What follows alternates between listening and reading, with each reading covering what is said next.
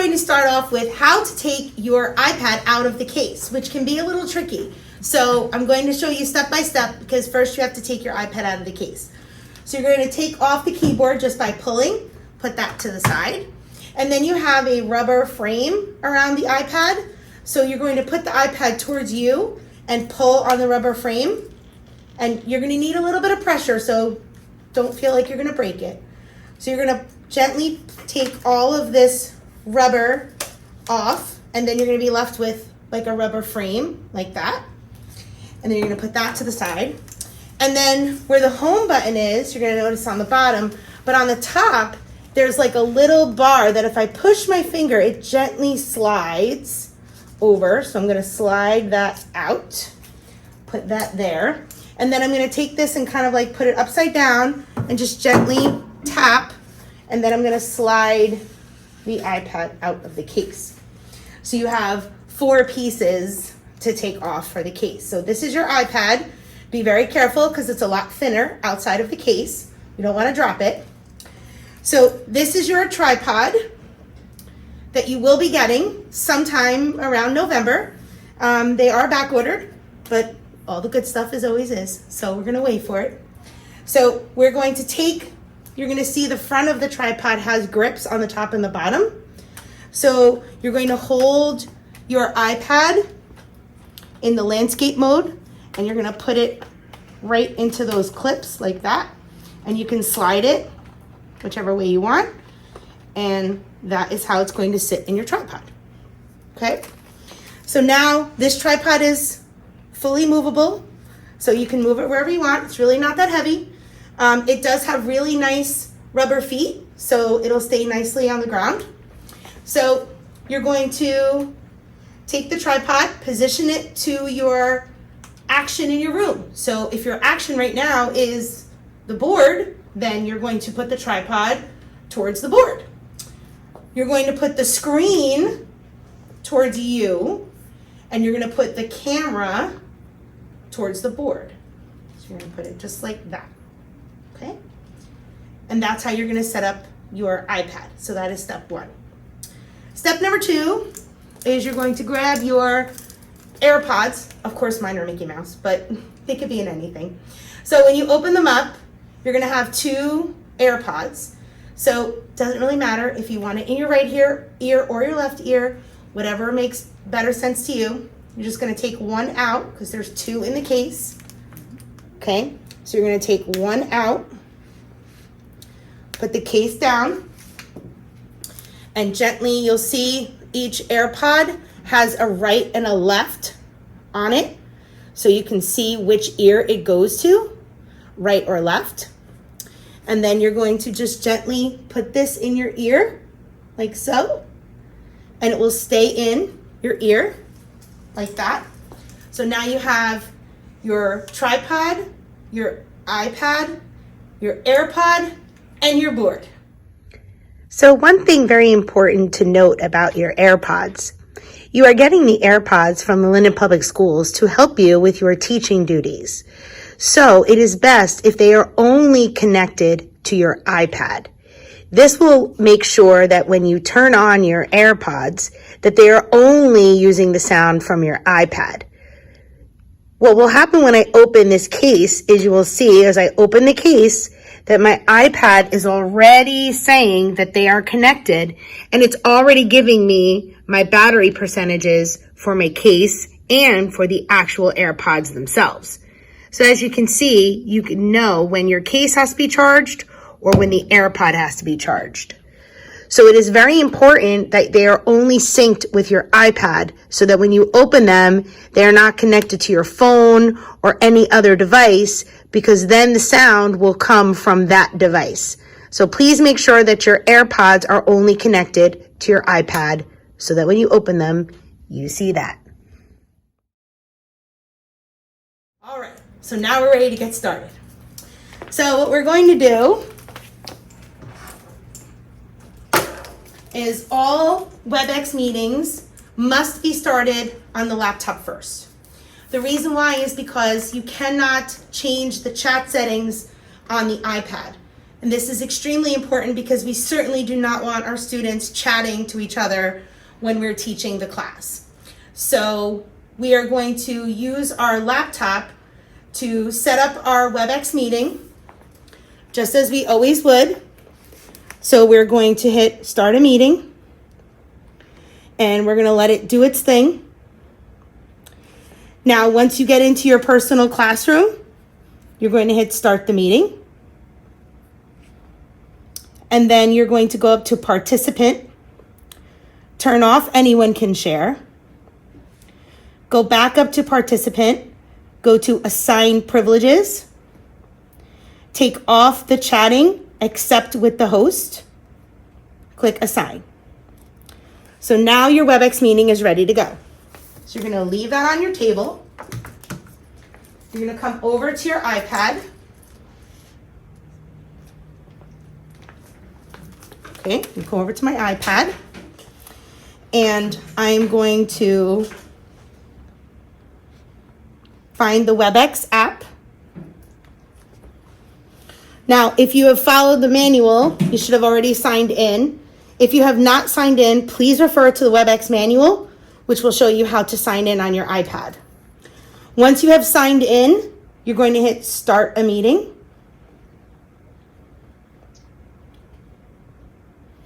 And now you're going to notice that my name is listed twice, okay? You see once on my laptop and the other one on my iPad. Now, you'll also see that it says co-host and host because I'm listed twice and I am both the teacher, so I'm the host and the co-host. So now this is ready to go. So I'm going to leave this here. I'm going to go back to my laptop because I would rather use my laptop to teach. So I'm going to click the X right here, and instead of end the meeting, I'm just going to leave the meeting. Click leave meeting. And now the meeting is off from my iPad, from my laptop, but the meeting is still in session with my iPad. Okay, and it's waiting for others to join.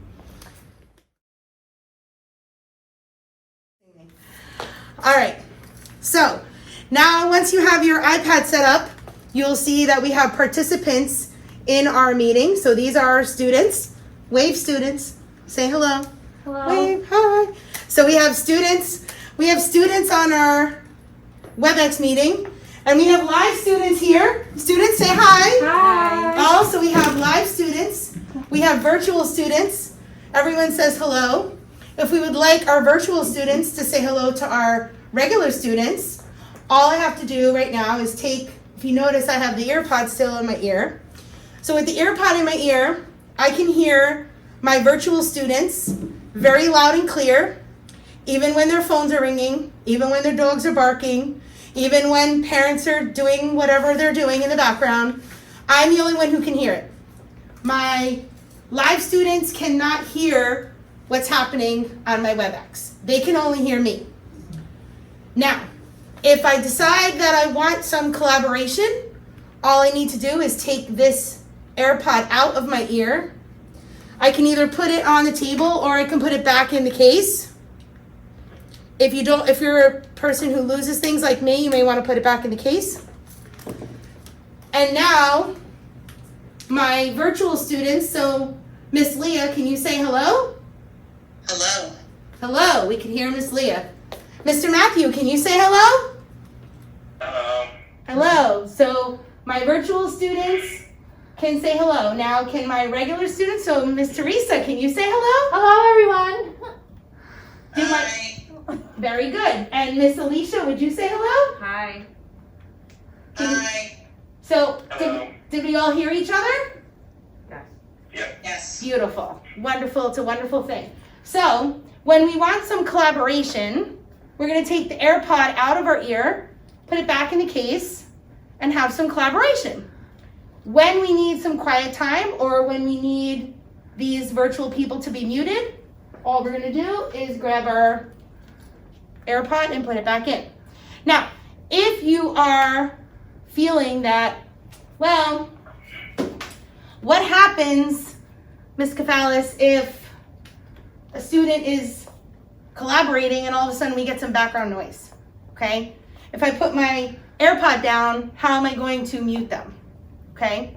So again, that's a management piece for you. There is a way that you can turn off the Bluetooth on the iPad, but I would probably simply just take this out and hold it in my hand. And then if I need to mute anyone, I just put it right back in. The great thing about the AirPods is that will automatically connect, so I don't need to touch anything with my Bluetooth settings, okay? So if I have this in and I want my in-class students, so I can say, hello, Miss Teresa. Hello, Miss Kefalas. What is 2 plus 2? 4. 4. Virtual students, did you hear that? So they heard. So with my AirPod, I'm able to get close enough to my students. If you're comfortable being in this position away from the screen, you can certainly do it this way. The microphone is pretty strong that it allows the voice to be carried across, right? So if I now go over to Miss Alicia and I say, Miss Alicia, what is 3 plus 3? 6. 6, she says. Did you hear that, virtual people? Yes, so that was a thumbs up from the virtual people. So this is kind of how we would be doing this kind of virtual back and forth teaching. So this is kind of your speaker, unspeaker type situation. When you take this out and you remove it, now my virtual students, hello virtual students. Hi. See, so we can hear our virtual students very nice and clear, and my in-person students can hear them as well. So Leah, my friend Leah, has a very good question. So when a special teacher comes in, a special teacher can join the homeroom teacher's WebEx. So I'm going to pretend for a minute that Leah is you're going to pretend like you're the special teacher, okay? And I'm the homeroom teacher. So what I'm going to do as the homeroom teacher is I'm going to tap Leah's face. And once I tap her face, it says make presenter. So I just touch it, make presenter. And now Leah, if you notice next to her name, she has the ball. So you should have the ball now, Leah, to be able to do whatever it is that you would like. Yes. Okay. So, and then when your special is over, you're going to tap her face. Okay. Actually, no, Leah, you're going to tap my face. You should be able to, Yep. and make me the presenter.